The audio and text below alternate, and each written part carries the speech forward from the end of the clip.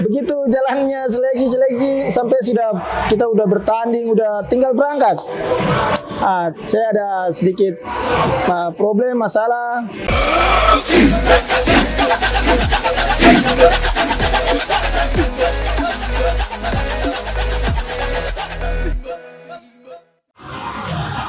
Saya Vandre Imbiri, pemain asal Papua.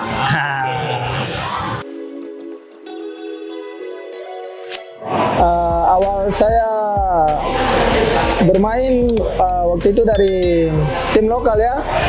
Tim lokal, nama satu tim di Kabupaten Jayapura. Namanya Paradise FC. Ya.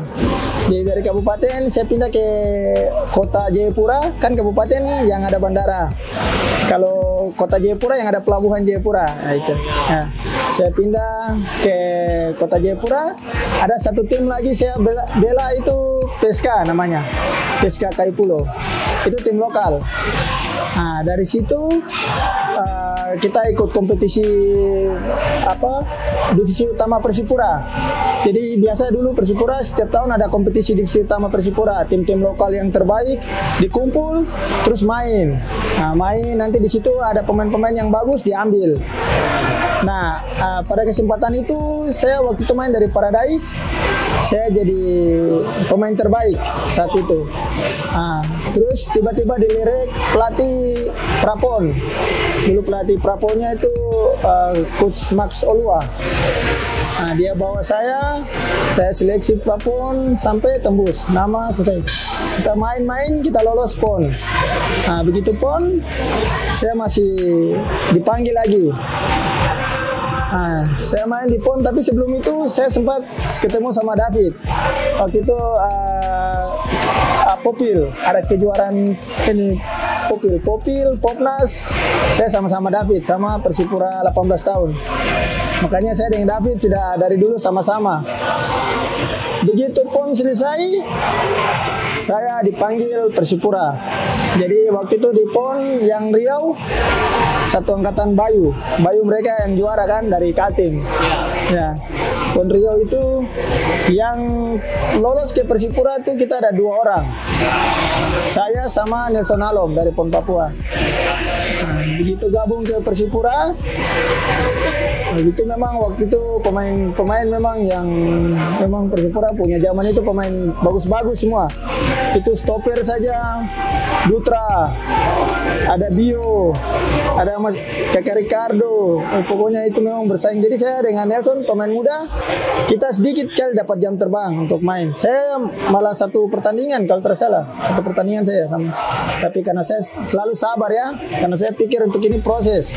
Saya harus belajar lagi di senior-senior yang punya kehebatan ya, punya skill, punya segalanya. Mereka bisa main di tim juara seperti Persipura.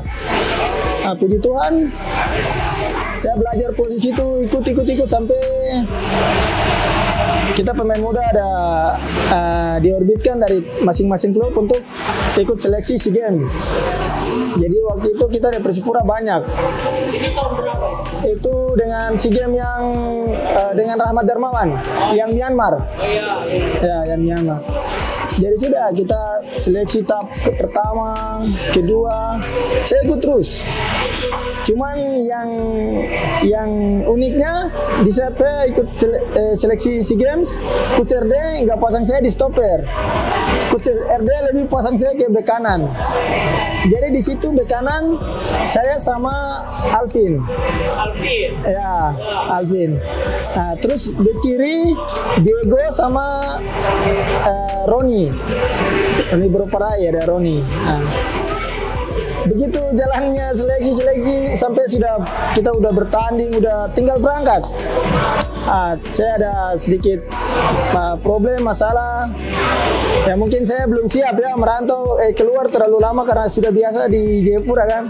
Saya mengundurkan diri saat itu. Saya pergi ketuk pintu Coach RD, Coach minta maaf. Saya ingat orang tua gitu. Jadi saya lebih langsung bilang, coach bilang kenapa? Kita tinggal mau berangkat saja. Saya bilang coach tidak bisa. Saya harus pulang. Coach daripada coach paksa saya pergi main nanti saya main tidak maksimal karena pikiran terbagi. Lebih baik coach coret saya mau pulang. Akhirnya coach dia langsung, oke, ini keputusan kamu. Saya tidak bisa tahan lagi karena kamu yang putuskan. Jadi silakan, coach dia izinkan baik-baik. Sudah langsung saya pulang.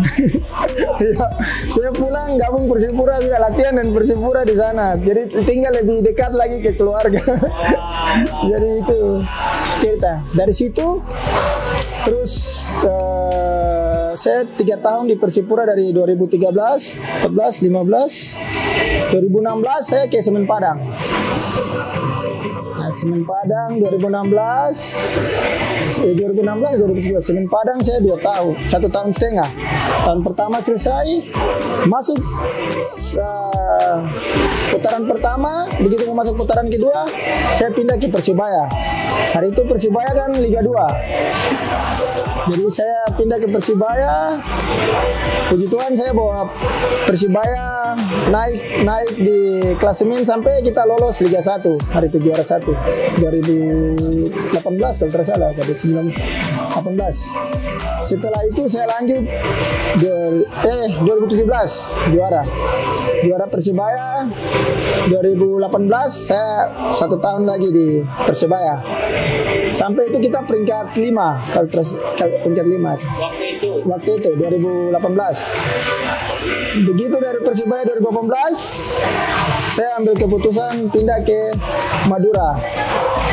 Jadi itu yang hari itu memang tim Madura memang hari itu sempat dibilang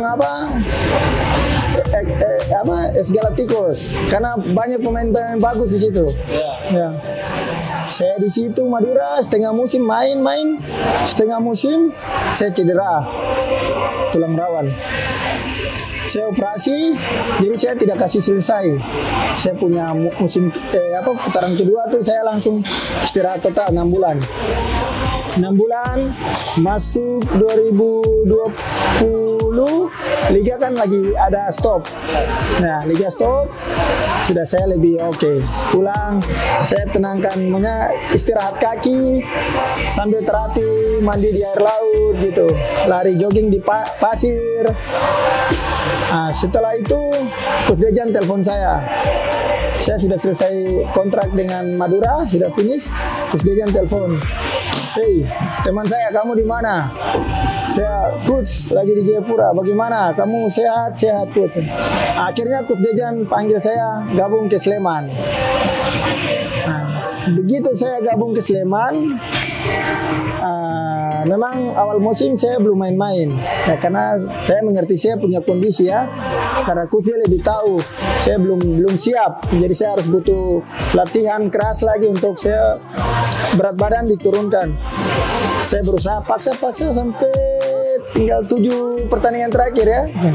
Putaran pertama saya ada main 6 atau 7.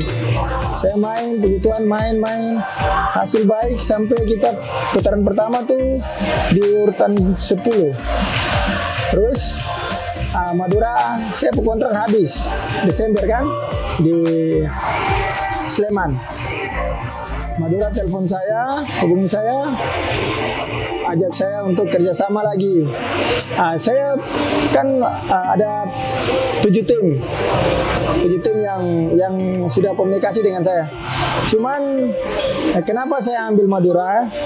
Karena saya kembali berpikir bahwa saya masih punya utang. Satu putaran kedua, waktu saya cedera kan saya main 1 putaran. Putaran kedua kan saya istirahat. Ya.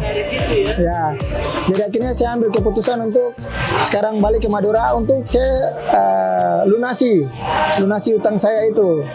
Ya, ini kan masuk setengah musim kan. Jadi saya mau berusaha datang sini kasih yang terbaik dari saya untuk bantu Madura. Gitu. Seri keempat memang seri berat, yang paling berat. Karena kenapa saya bilang berat? Karena waktu pertandingan 1 ke pertandingan kedua itu terkadang Waktunya ya selisihnya hanya 2 hari. Itu untuk kita pemain memang kita harus jaga sekali, kita punya kebugaran, jaga, harus recovery dengan baik supaya ketika ketemu pertandingan satu kita bisa siap gitu. Karena ya kita nonton sendiri di seri 4 nih banyak tim yang lihat main babak pertama begitu unggul-unggul, pemain-pemain yang itu mereka kadang tarik keluar, terus mereka kasih masuk lagi yang baru. Karena yang di luar yang mereka tarik ini mereka sudah persiapkan untuk yang pertandingan besok. Karena kalau kita terus paksa 11 pemain tidak ganti-ganti, nanti pasti pertandingan besok pasti akan kewalahan. Ya.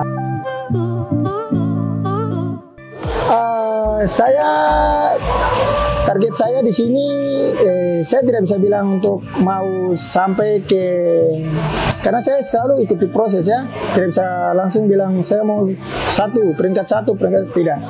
Tapi target saya di sini saya mau kasih yang terbaik dari saya, dan saya pemain saya ingin menang di setiap pertandingan. Nah, dengan kalau kita main menang dengan sendirinya tuh apa yang kita mau itu pasti akan tercapai. Gitu. Oke. Kalau saya untuk pemain-pemain muda, yang pertama harus fokus. Karena sepak bola sekarang bukan hanya olahraga biasa. Sepak bola sekarang olahraga yang diprioritaskan, dan ini jadi peluang kerja buat contoh macam kita yang notabene dari kehidupan yang standar normal di bawah ya. Ini Tuhan kasih talenta seperti kita untuk main bola, untuk kita merubah hidup keluarga kita. Jadi kalau Tuhan sudah kasih talenta ke kita, kita rasa bahwa kita punya bakat ada di situ. Untuk pemain-pemain muda, saya rasa untuk mereka harus lebih fokus dengan sepak bola pekerjaan, karena ini sudah jadi pekerjaan. Ketika mereka menikmati sepak bola, mencintai pekerjaan ini, pasti mereka akan capai apa yang mereka inginkan. Mungkin saya ingin untuk bahagiakan orang tua, saya ingin untuk suatu saat saya beli rumah buat ibu saya atau bapak saya mau jadi tulang punggung untuk keluarga. Dengan sepak bola sekarang semua bisa. Yang penting bagaimana saya mau kerja keras, fokus dengan tujuan saya, dan harus selalu semangat. Tidak boleh pikiran negatif, harus positif. Setiap kali apa yang pelatih kasih, apa arahan yang senior kasih, harus banyak mendengar. Di situ supaya pemain muda bisa lebih pintar. Untuk ini yang baik, berarti saya harus ikut jalan ini. Ini yang tidak baik, tidak baik buang. Seperti itu. Terima kasih telah menonton video ini. Jangan lupa subscribe Tiento Indonesia. Bravo.